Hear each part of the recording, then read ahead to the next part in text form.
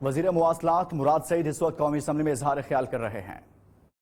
بات سنیں جی مراد سعید صاحب۔ جی اسپیکر صاحب دیکھیں، ڈیبیٹ کا آغاز آپ نے اس ہاؤس کے اندر جمہوریت کا یہ حسن ہے اور پارلیمنٹ کے اندر بحث عوام کے مفاد کے اوپر اور اداروں کے اوپر ہونی چاہیے۔ آج بحث کا آغاز ہوا پرائیویٹائزیشن کے اوپر۔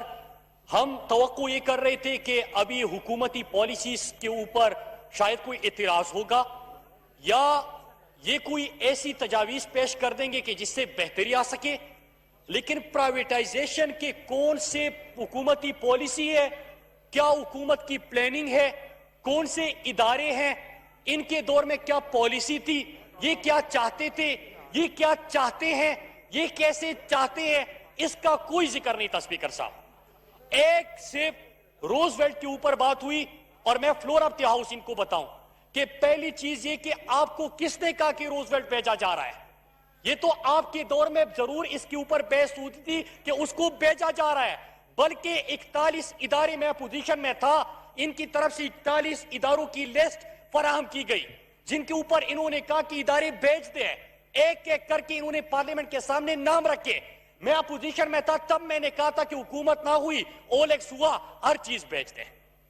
اسپیکر صاحب، اس وقت کسی ادارے کی بھیجنے کی بات نہیں ہو رہی، نمبر 1۔ نمبر 2، روز ویلٹ کے حوالے سے ایک فیصلہ ہوا ہے۔ فیصلہ یہ ہوا ہے کہ کس طرح وہ خسارے میں ہے، کس طرح آپ اس کو بہتری کے لیے اس کو کہ ریونیو کا سبب بنے، اس کے لیے کیا ہونا چاہیے۔ پرائیویٹائزیشن کے پاس گیا، پالیسی بننی ہے، شفافیت سے ہونا ہے، پارلیمنٹ جس طرح چاہتا ہے اسی کے مطابق ہوگا۔ کس طرح اپنے دعویٰ کر کے آپ چلے گئے؟ پھر اس کے بعد اسپیکر صاحب میں 4-5 پوائنٹ جو اٹھائے میں اس کی طرف آتا ہوں۔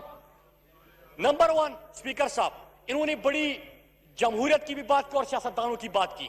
تمام یہاں پہ 342 جو اراکین اسمبلی ہے الیکٹڈ ہے، ہم پولیٹیکل ورکر ہیں اسپیکر صاحب، ہم یہاں پہ گراس روٹ لیول سے یہاں تک پہنچے ہیں، لیکن انہوں نے جو شارٹ کٹ کے حوالے سے بات کی اسپیکر صاحب، میں جس سیاستدان کو پاکستان میں جانتا ہوں جو شارٹ کٹ سے آیا کہ جنرل جیلانی اور جنرل ضیاء الحق کی کوکھ سے اس کی سیاست نے جنم لیا، پہلے کرکٹ سیکھنی تھی، جم خانہ گئے، اپنے ساتھ امپائر لے کے گئے، ایکٹر بنانا تھا، رنگیلا کے پاس بھیجا، ناکام ہوا کہ ایکٹر بھی نہیں بن سکتا، جم خانہ چلا گیا، کرکٹر نہیں بن سکتا، پھر اس کو حوالے کر دیا جنرل جیلانی کے اور جنرل ضیاء الحق کے، اور وہاں سے وہ وزیر بنا، سیاست کا آغاز ہوا اسپیکر صاحب۔ پھر یہاں پہ بات ختم نہیں ہوئی، IJI بنا، اور پھر اس کے بعد اس کو مین سٹریم پالیٹکس میں لایا گیا۔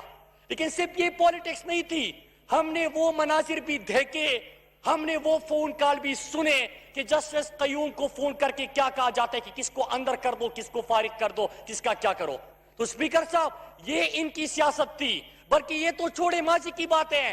ابھی شہباز شریف کے حوالے سے کیا بات چل رہی تھی اسپیکر صاحب کہ مجھے تو کسی نے کہا تھا کہ آپ کو کوئی عہدہ دے دیں گے، اس لیے شہباز شریف صاحب تشریف لائے ہیں۔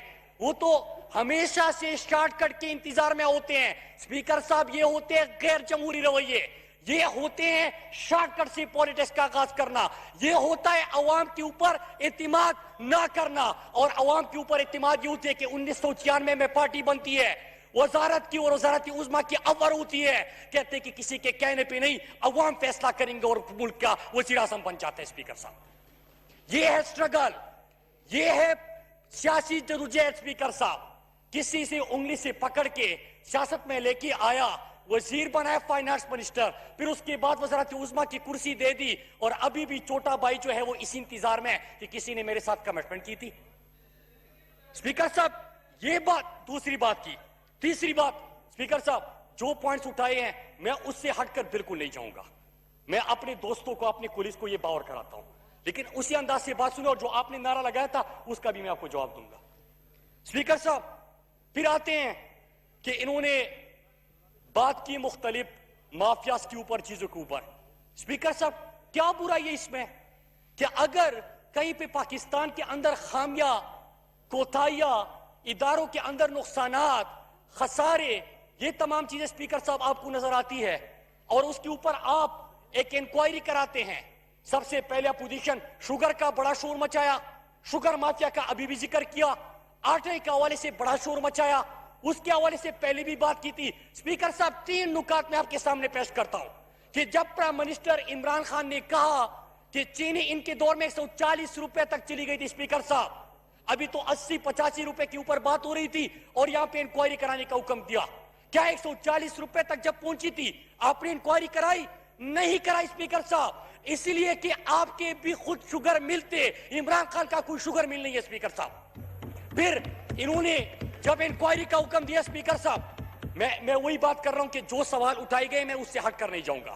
اسپیکر صاحب انکوائری کا حکم ہوا، یہی صاحب تھے، یہی لوگ تھے، انہوں نے کیا کہا کہ انکوائری نہیں ہوگی. انکوائری ہو گئی.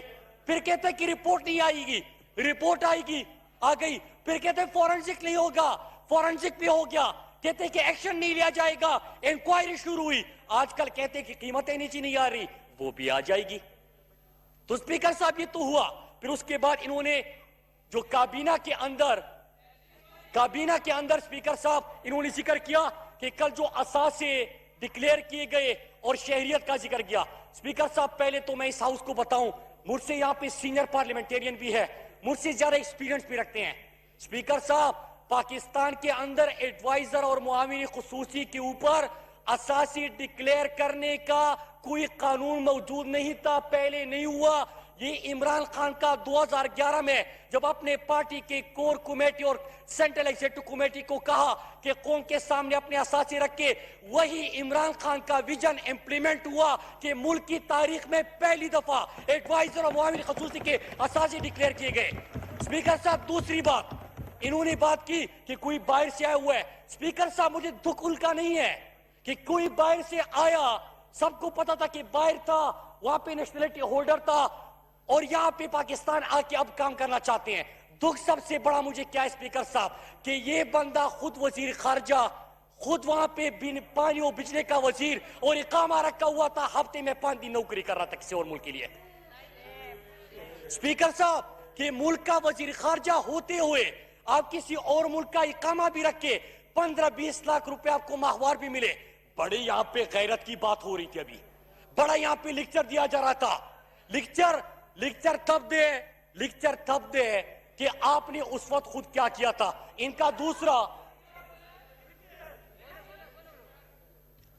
دوسرا جو وزیر تھا وہ بھی وہاں پہ اقامہ ہولڈر تھا، بلکہ باقی تو چھوڑے، ان کا تو وزیر اعظم بھی اقامہ ہولڈر تھا.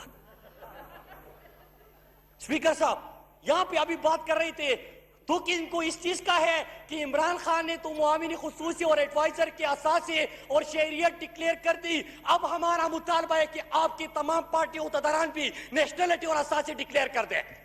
خوف اور دکھ اس چیز کا ہے اسپیکر صاحب، اور اس مطالبے سے اسپیکر صاحب ہم پیچھے نہیں ہٹیں گے کہ جو بھی ملک کے کسی بڑے عہدے پہ فائز رہا یا رہ چکا ہے وہ اپنے اساسے اور نیشنلٹی قوم کے سامنے رکھے گا. اسپیکر صاحب اس کے بعد ایک اور بات ہوئی کلبھوشن کے حوالے سے. اسپیکر صاحب انہوں نے سوشل میڈیا کے اوپر ٹرینڈ بھی چلایا تھا. کیا انہوں نے قوم کو یہ بتایا کہ اس میں ہے کیا؟ انٹرنیشنل کورٹ میں آپ کا کیس لڑا جا رہا تھا، اس میں کیا بات ہوئی ہے؟ لیجسلیشن کے حوالے سے کیا کچھ ہوا ہے؟ ملک کی بہتری ہوئی کہ نقصان ہوا ہے؟ اس کے اوپر کوئی ڈیبیٹ کرتے، کوئی ہمیں دلیل دیتے، کوئی تجویز دیتے. لیکن اسپیکر صاحب کیا تجویز دیتے کہ انٹرنیشنل کورٹ میں جو انڈیا کی وکیل نے وہاں پہ ویڈیو اور سٹیٹمنٹ پاکستان کے خلاف استعمال کیا وہ میرا اور آپ کا نہیں ہے، نواز شریف کا سٹیٹمنٹ استعمال کیا. اسپیکر صاحب یہاں پہ آ کے اس طرح بات کرنا. پھر آتی ہے بات کہ پرائم منسٹر عمران خان کے اوپر جو کہ پاکستان کے اعلیٰ عدلیہ جس نے آپ کے لیڈر کو سزا دی، نااہل قرار دیا، اسی سپریم کورٹ نے عمران خان کو صادق اور امین ڈکلیئر کر دیا اور ان کے اوپر ابھی بات کر رہے تھے. اسپیکر صاحب جب بات کر رہے تھے میں ذرا آپ سے ان سے سوال کرتا ہوں، یہ موصوف وہ تھے یہ اداروں کے اوپر کبھی ڈیبیٹ نہیں چاہیں گے، پرائیویٹائزیشن کے اوپر آج ہونا ہی چاہیے تھا کہ ہمیں آئینہ دکھاتے، ہم سے سوال کرتے، حکمت عملی کے اوپر بات کرتے، اس کے اوپر سوال اٹھاتے، پھر تجاویز سامنے لے کے آتے کہ ملک کے اداروں کو کس طرح بہتر بنایا جا سکتا ہے. اسپیکر صاحب وہ نہیں کیا، بڑے دبنگ انداز میں گفتگو کر رہے تھے اور احتساب کی بات کر رہے تھے، ٹرانسپیرنسی کی بات کر رہے تھے. اسپیکر صاحب جب پاناما آیا दुनिया में पाकिस्तान की बदनामी हुई, करप्शन के केसेस सामने आए, असासे सामने आए, तो इन्होंने क्या कहा? मियां साहब फिक्र ना करो, कौम भूल जाएगी, मतलब मर्जी जितना लूटना है लूट लो, कौम को इसका परवाह ही नहीं है। स्पीकर साहब, ये यहां पे गुफ्तगू कर रहे थे। मैं फिर से बताऊं कि प्राइवेटाइजेशन के ऊपर डिबेट हो रही थी। स्पीकर साहब, 41 इदारे इनके दौर में प्राइवेटाइजेशन लिस्ट पे डाले गए, ये पार्लियामेंट लेके आए, इदारों का हाल ऐसा किया कि मैं ये कहते कि पुरानी बातें भूल जाओ। स्पीकर साहब, भूलना नहीं है, क्योंकि हमें स्वीडन की इकोनॉमी इनहेरिट नहीं किया हमने, हमें कोई यहां पे आपने इटली का और कनाडा का हेल्थ सिस्टम नहीं दिया। हम बात करेंगे कि कहां से हमने शुरू किया था। शुरू इससे किया था कि इनका जो मुशीर खजाना है वो इतना तगड़ा था, इतना बेहतरीन पाकिस्तान की इकोनॉमी को लेके गया कि आखिर में खुद फरार हो गया। मईशत को इतना मजबूत कर गया कि मफरूर इश्तिहारी बन गया। स्पीकर साहब, इनका दूसरा आया मिफ्ता इस्माइल। मिफ्ता इस्माइल ने कहा कि जो पाकिस्तान का पीआईए खरीदेगा, पीआईए का बड़ा दुख था इनको कि पीआईए को किस तरह इन्होंने तबाह कर दिया। दुनिया के अंदर जिस एयरलाइन की इज्जत थी उसको इन्होंने रुस्वा कर दिया, यहां तक कर दिया। स्पीकर साहब, मिफ्ता इस्माइल कहते हैं कि जो पीआईए खरीदेगा स्टील मिल मुफ्त में ले जाए। स्टील मिल खसारे में, पीआईए खसारे में, रेलवे खसारे में। स्पीकर साहब, और यहां पे आके दबंग तकरीर है। इदारे क्या हमने जहां से स्टार्ट किया था, क्या रेवेन्यू में इंक्रीज आया कि कमी आई?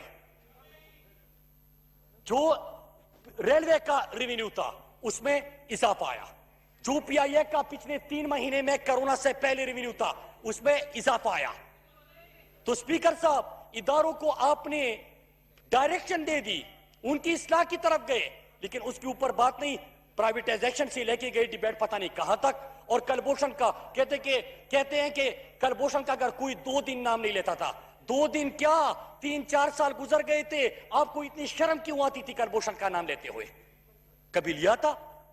कभी आपने जो इंडिया पाकिस्तान के अंदर दहशतगर्दी की कार्रवाई करता था उसके ऊपर बात की?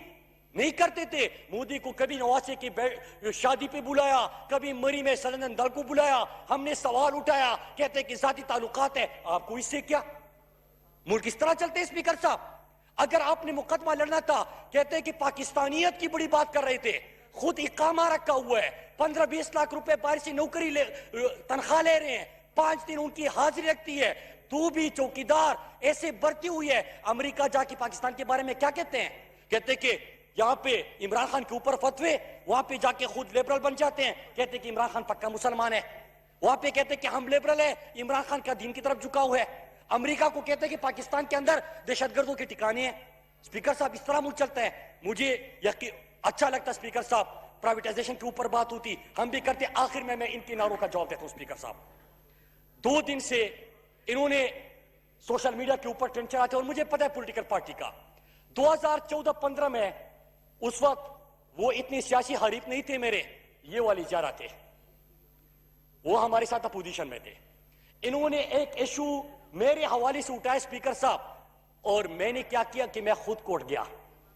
मैं कोर्ट गया था स्पीकर साहब। इन्होंने बात नहीं की, मैं कोर्ट गया, वहां पे केस जीता। जो खबर चलाई गई थी वो 2014 की खबर। वफाकी वज़ीर बराए मवासलात मुराद सईद कौमी असम्बली में इजहार ख्याल कर रहे थे।